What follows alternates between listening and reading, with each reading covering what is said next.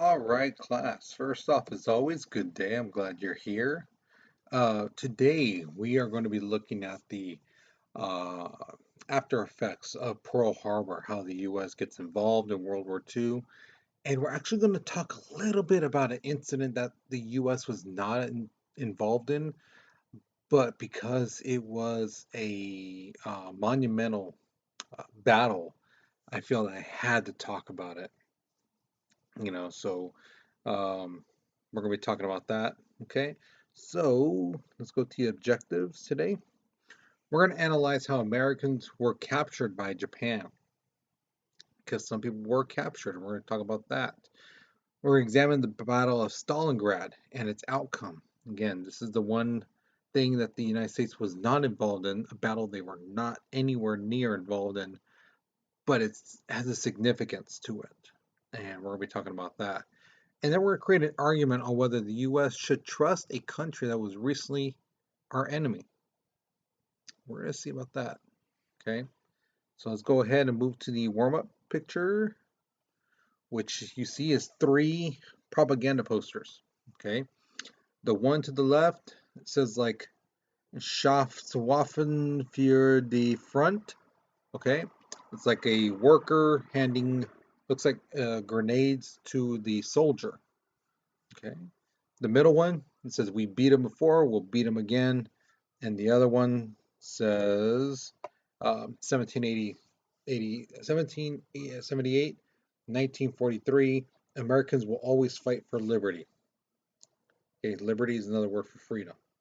Okay. The first question asks you, which one of these 3 do you think is the most effective? Meaning it's either going to get people to want to fight or help out their country, by working in the factories, creating weapons, things like that. Okay, so which one do you think is the most effective one? The one, again, to the left, where it has the worker handing grenades to the soldier, the one in the middle, we beat them before, we'll beat them again, or the one that, hey, Americans will always fight for liberty, the soldiers looking at the revolutionary soldiers back in the day. Okay, so that's one question. The next questions basically ask you to make a prediction of where do you think each one of these posters came from. So the one on the left, the guy handing the grenades, which country do you think that came from? Okay. The middle one, which one do you think that one came from? Which country? The one on the right should be pretty easy for you to find out which country that one came from. If you're having trouble, look at the bottom, what it says. Okay, the one on the right, look what it says on the bottom. Should really help you to know which country that one came from. Okay, so pause the video, answer those questions. Okay, but we're moving on in 3, 2, 1. All right, so a huge misconception that people have is that after Pearl Harbor, the United States goes straight into D-Day, and that's not the case. There's a section of time till we get to D-Day. Okay, we actually do fight in different parts of the world. Um, Another big misconception people have is that the United States, besides Pearl Harbor, the United States was not attacked at all. That's not the case. Okay, when the U.S. went against, basically declared war on Japan, Germany, and Italy, the Germans sent U-boats to Manhattan, which is in New York. They sank 8 ships. Okay. Now, while the United States is trying to send supplies to Britain, for 6 months, the Germans sank 250 ships carrying about 5 million tons worth of material, whether it's food, tanks, planes, um, copper, steel, iron, whatever they needed, to keep them going on to fight in the war. These German U-boats were sinking those ships. So January 20th, 1942, Hitler declares the final solution. Okay, when Hitler takes over Germany, for the first several years, he basically makes the Jewish people's lives hell by creating laws that made it difficult for them to progress, to become better, and to move up in society. And then in the Night of Broken Glass, that's when they started becoming violent towards the Jewish people, beating them up, putting them in camps, sometimes killing them, things like that. But the final solution is basically the extermination of the Jewish people. So basically, kill them. How do you kill them? That's up to you guys. They would shoot them, they would starve them. Sometimes they would take them to camps like Auschwitz, where they basically gas them and then uh, burn the bodies, or bury them. You know. Now, the Germans had this code called the Enigma Code. It basically took the world's first computer to break the code. Okay, that's how sophisticated the Enigma Code was. The United States basically wanted something like that too when it came to fighting in the Pacific. So what they basically got was training Navajo soldiers to be code talkers. Right? These guys became known as the Windtalkers. Because you have to remember, Navajo is an indigenous group here from America. You don't find Navajos in, the Middle East or in Australia or things like that. No, they're from the United States. So their language is based, here. It's not found anywhere else in the world. So these wind talkers, they would use words like turtle to mean tank. Like basket meant like a group of soldiers, a platoon, things like that. So they would say something like 5 turtles at this position, give the coordinates. Um, and from what I've read from Japanese radio operator people who listen in, they would say that it sounded like Americans were speaking underwater. They couldn't understand what the heck they were saying, so they're hearing like shuck talk, something, something, and they're like, what kind of language is this? There's no English words in there. It was really confusing for them, you know, and so they never broke the code because again, that language is from America. So about 420 Navajo soldiers fought and worked in the Pacific. Okay, so they really helped change the tide of the war. Now, February 19th, FDR signs Executive Order 9066, which is truly a stain on our country's history. It's the gathering of Japanese Americans out here on the West Coast, because they thought maybe that these guys were being spies and things like that. But the thing is, there were some Japanese Americans who were like, well, why aren't you guys rounding up Germans or Italians? Oh, well, Japanese attacked, Pearl Harbor. Yeah, but German U-boats are sinking our ships. They were in Manhattan for crying out loud. But you guys aren't rounding up German citizens in the East Coast. You're not rounding up Italian citizens in the East Coast. So why Japanese? So some people fought, trying to figure out why just them, and it just fell on deaf ears. Um, so a lot of fairgrounds out here in the valley were used as temporary holding areas for Japanese Americans. The Tulare Fairgrounds here, it was used as a temporary grounds. The Fresno Fairgrounds was used as a temporary camp for the Japanese Americans before they were sent into the middle of our country. Right. Now, the United States, we were hit bad. I mean, really bad at Pearl Harbor, but we still had ships, we still had planes, and we wanted revenge. We wanted to hit Japan right back. And what they decided to do was do a sneak attack. Problem is, They could not get too close to Japan because Japan, again, was surrounded by their ships. And because we didn't have that many ships and planes, they basically had to strip down the planes to where all there was just gasoline and bombs. That's it. And basically what happens, they could only get so close to the point where they're like, hey, these planes aren't coming back. So either you're going to have to crash in the ocean or you're going to have to crash into China. you know and so they went on their mission. They dropped bombs in Tokyo, Kobe, Yokohama, and Nagoya, right? Destroying buildings, destroying factories, things like that. Some planes were shot down and they crashed in the water. The pilots were rounded up and taken as prisoners. Some planes got hit and were forced to land in China. Okay, some planes ran out of gas and they had to land in China. Thing is, those in China, a lot of those pilots were captured not by Japanese, but by Chinese underground soldiers.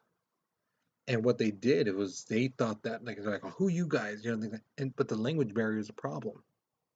Okay, and it wasn't until later on that they were like, wait, you guys hit Japan. You guys don't like Japan? And they're like, no, we hate them. No, they did this to us. They suck. So then the Japanese soldiers are like, well, we hate them too. So the old saying, the enemy of my enemy is my friend, became very true at this point. So the Japanese soldiers helped our American pilots get back home because the way they saw it was, we don't have planes. Americans do. They bombed Japan. So if we get their pilots back, they'll be able to hit Japan again and do more damage to them. And that's exactly what the Chinese wanted. Okay. So here's the thing. April 9th, Japanese soldier capture Bataan. This is a stronghold in the Philippines for the US. They capture 78,000 American and Philippine soldiers. They basically make them march, several miles to the camp. Some people fought back. They try to outmuscle the Japanese soldiers. But what Japanese would do is not kill the person who was fighting.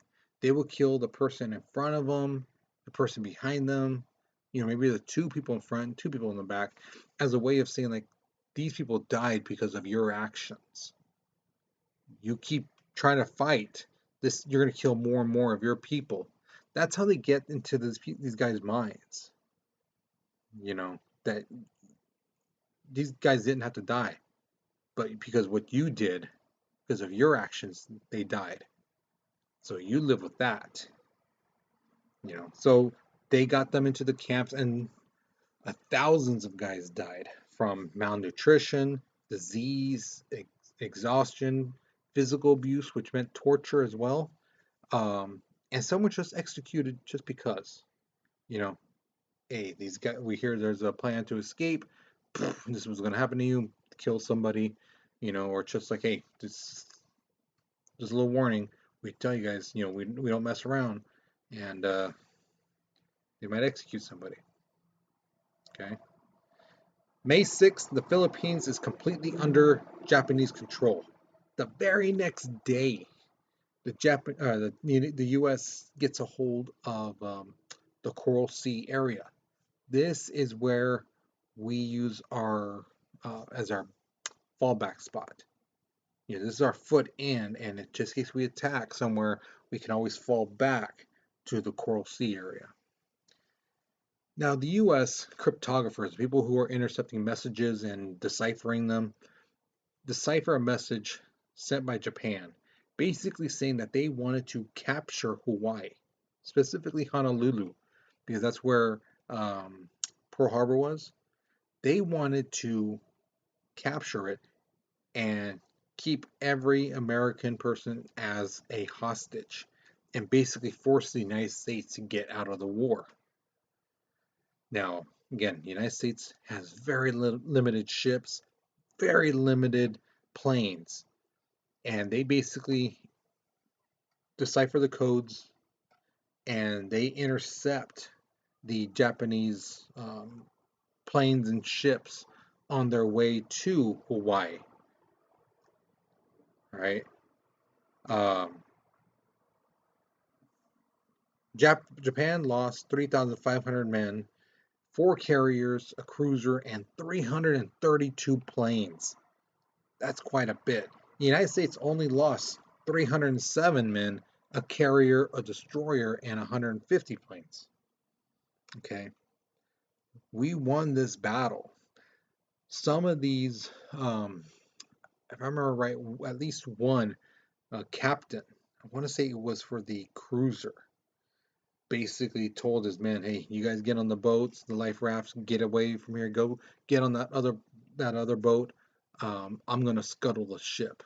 Basically meaning I'm going down with it. I'm gonna sink it.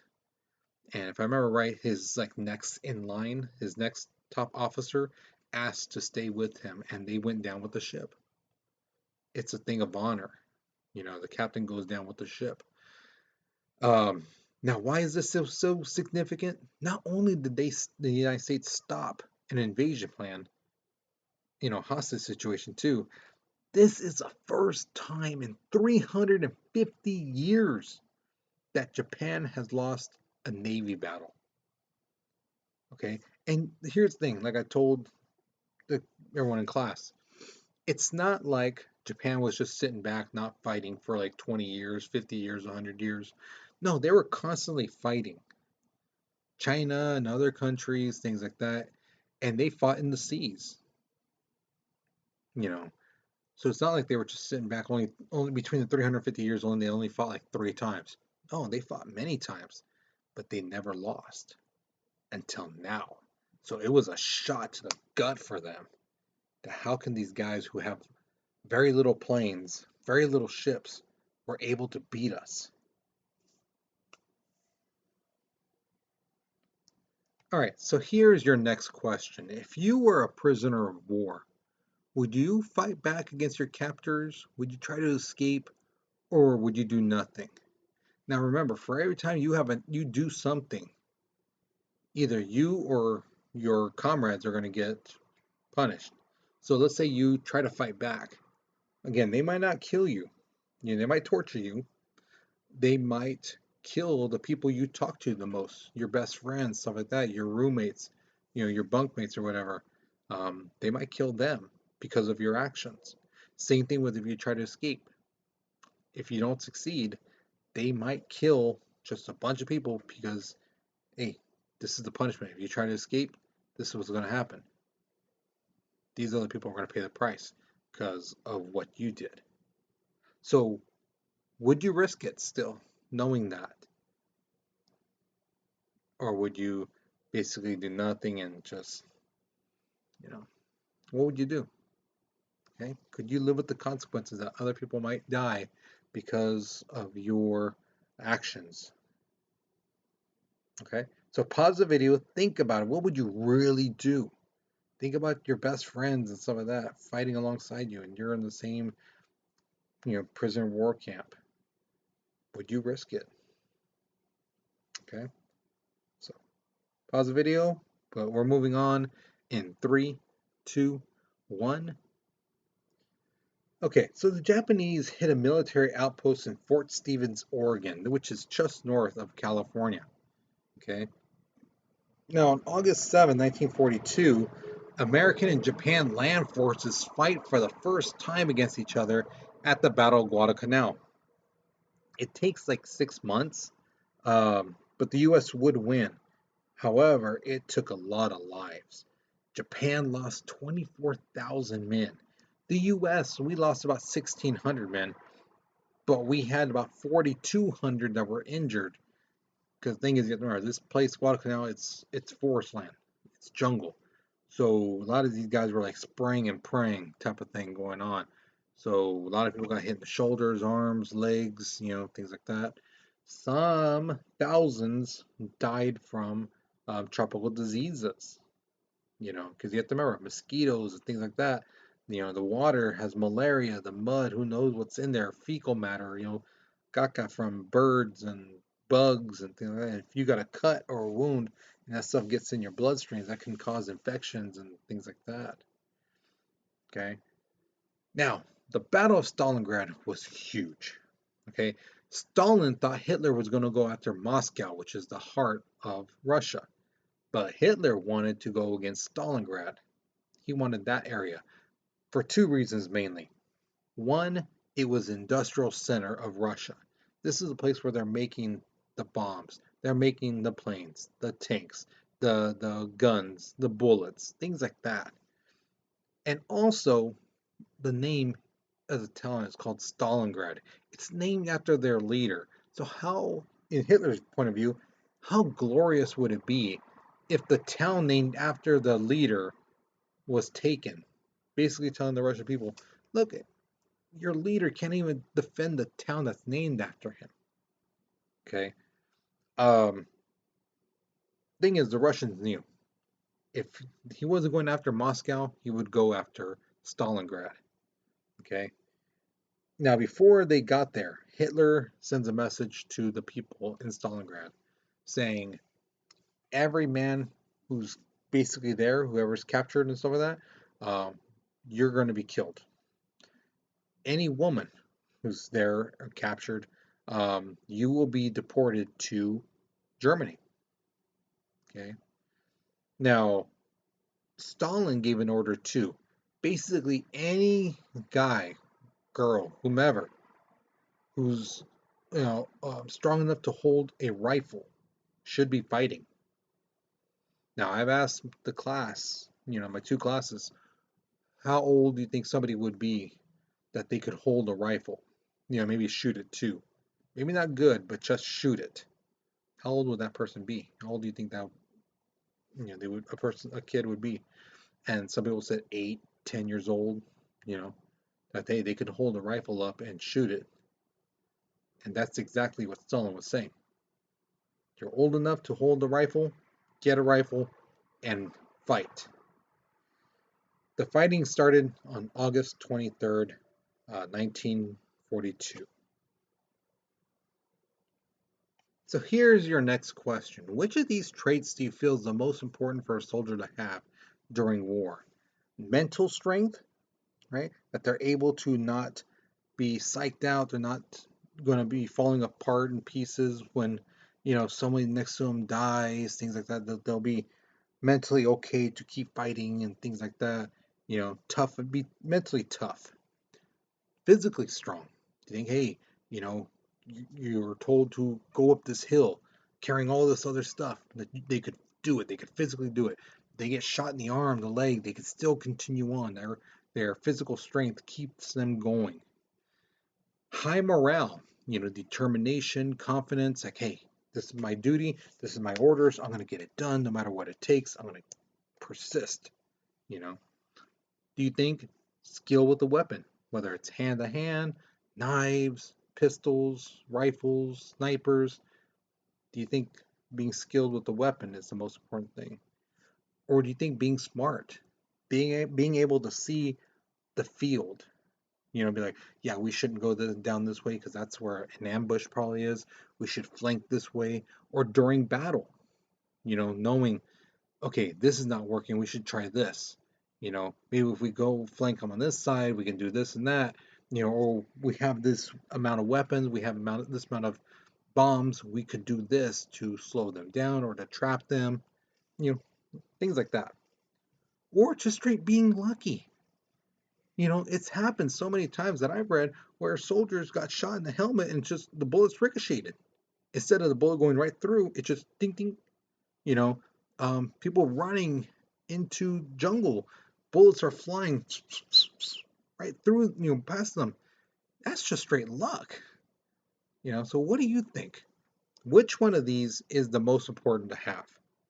Mental strength, physical strength, high morale, skill with the weapon, being smart, or just being lucky? Okay, now being lucky means you are lucky. Doesn't mean your squad is lucky. You are lucky. Okay, And yes, pick only one. Do not put two. Only one. Okay. So pause the video, think about it. But we're moving on in 3, 2, 1. So the Russian forces actually slowed down the German push. Remember, the Germans have that blitzkrieg. The Russians were able to slow them down, but it cost them quite a bit of men, about 200,000. The Russian government then decides to do something very interesting. They basically get a bunch of the food, a bunch of the resources, the steel, the iron, the copper, all that stuff. They basically put on trains and send it to like Moscow. But they left the people of Stalingrad behind. Now they did this on purpose because the government basically felt that if they took the people out too, that the soldiers would be like, well, there's no reason to defend this place. The people are gone. There's nobody here but us. So let's fall back. So with the people being there, the Russian government's like, oh, you have to protect this area because your countrymen are there. You have to defend them, you know. So the German Air Force, the Luftwaffe, basically flies by and is destroying buildings and things like that. Tens of thousands of civilians are captured by the Nazis, and they're being put into slave camps in Germany. Factory workers, who were making these weapons and stuff like that to help the Russians. Um, they were told, hey, now you need to fight. Here's the problem. They were making guns for their countrymen, but they themselves did not have guns. So they would have to like make their own guns right there and then and go out to fight. The women who were still there were told, dig a trench. So if we fall back, we at least have this position to make our last stand. Now, Stalin hears this order, or hears this stuff, and he gives order, it's supposed to be 227, and that's basically translated from Russian to English as not a step back. In other words, that trench you're talking about, you should not be going past that. You guys should be pushing forward. Why are you letting the Germans attack you guys? You should be on the attack. They should be backing up. So you guys do not step back. You guys push now. And anybody who surrenders to the Nazis, you're going to have a trial and you will more likely be executed. So if the Nazis don't capture you and kill you, we certainly will. The counterattack operation name was Uranus. I know they could have picked a better one, but they didn't. And basically what they did is they surrounded 300,000 German soldiers. Now, this is when the Russian winter really starts to kick in now. And you have to remember, these Russians, they're used to this winter. The Germans are not. So the Russians cut off all supplies to the Nazis, right? The Nazis couldn't even drop air support, whether it's food, ammunition, nothing, not even through the air. The harsh winter just really came through, and it really hurt the Germans. Um, Now Hitler knows his men are surrounded. They're starving. They basically have no more ammunition. And instead of telling them, hey, we got you, we're sending soldiers, we're going to come and get you guys, he basically gives them the order, do not surrender. That's it. February 1943, the Russian troops basically capture nearly 100,000 Nazi soldiers. Most of them die in the Russian prison camps because of starvation and disease. Now, why is Stalingrad so important? Because this is the first time that Hitler has really overstepped over his generals and like, I will decide when we are attacked. I will decide everything because I'm so smart. So all those victories that Germany had at the beginning, it got to Hitler's head. Those were mainly his generals who were saying, this is how we're going to do the Blitzkrieg. This is how we're going to do this. We're going to attack this place, things like that. He's thinking that he's the one who thought of all. He thought of all this stuff. He's the one who thinking, he's the chingon, that he's the top guy. He's the one who thinks everything. That all these countries are falling because they're scared of Hitler. So this is the first time he said, we're going to attack Russia. We can conquer them. I know we can. I know we will. So this is the first time that it's public that Hitler has lost. And that's a big to his side. Now, while this is going on, the Nazis are trying to get into Africa to get to the Middle East to get oil. The British are fighting them, but the British are losing in Africa. But someone's going to come help.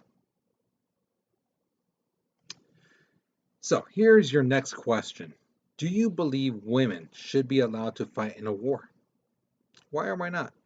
There's still a debate going on. There's still people who feel that women should not be fighting. And then there's some who say, no, no, no. Hey, no, women should be fighting. If they want to fight, let them fight. There's some people who say, hey, women want equal treatment. This is one way, fighting in war. The second question asks you, do you believe that people under the age of 16 should be allowed to fight in a war? So again, we're talking about those kids, 8, 10 years old, 12 years old. Should people that age, whether boys or girls, doesn't matter, should they be allowed to fight in a war? Why or why not? Okay, so be sure you answer both questions.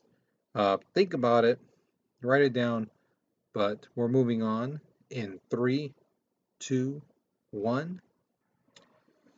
So, January 14th through the 24th is known as the Casablanca Conference.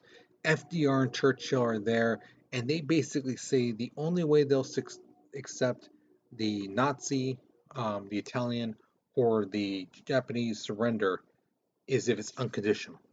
No truce, no armistead, no, we'll stop fighting for a bit. No, none of that. Either you're fighting or you completely surrender. There's nothing in between. They're black or white. Okay. Now, like I was telling you, the Germans were in Africa and they're winning against the British. Okay. They're led by one of the smartest guys that the Nazis had. His name was Field Marshal Erwin Rommel. This guy was pretty bad. He was known as a Desert Fox. He had the German Panzer Division that basically was running through Africa. However, the United States comes in, and with the United States and Britain together, they basically kick out the Nazis out of Africa. The Americans have a very, I wanted to use the word eccentric, but the guy was militarily smart. I mean, genius, because he was a military historian. His name was George Patton. He knew how to use tanks as well, just like Rommel. And they were able to kick out the Nazis out of Africa. So now the Allies focus on Italy. They land in Sicily, they gain control of the Mediterranean Sea, and they basically bomb Rome. About 2 weeks pass, and they're marching in. The Nazis and the Italian armies are getting crushed, and they're being put more and more in. The Italian people basically said, you know what, this Mussolini, he does not know what he's doing. He's bad business for us. He sucks. So they have a vote, and they say they vote for a vote of no confidence in Mussolini. A lot of countries do this, where they say we don't trust our leader anymore. They suck. They don't have the right mentality for us. They don't care about us, whatever it is. And they could vote for no confidence, basically saying we want to get rid of him. And that's what happens. It passes. Mussolini is not just kicked out; he's arrested, and court martial law is declared in Italy. Now, a couple months later, Italy's like, you know what, we're done. We're done. We're out of this war. This ticks off the Germans because they're like, wait, wait, wait. What do you mean you're done? No, no, no, you're not done. You know, in fact, if you're done, we're going to attack you guys. And German troops start to try to take over Italy. Now, the Italians are like, wait, wait, wait, you're attacking us now? So they join the Allies and declare war on Germany. So I mean, they were just our enemy not that long ago, and now all of a sudden they join the Allies to fight against the Germans. Which takes us to our exit ticket. Here it is. Would you trust Italy to fight alongside us, even though they were our enemy like a second ago? Right? We were just fighting against them. They got rid of their leader. They basically surrendered, and also now they're fighting the Germans, and they're joining our side. Should we trust them? Would you trust them? Again, we were just fighting them not that long ago, and also now they're wanting to join our side and fight the Nazis. So would you trust them? Okay. So that's it for this lesson. Hopefully you learned something new. Hopefully you enjoyed it. Um, so next week we will finish off World War II. Okay. So you guys, you take care, be safe, and I'll see you later.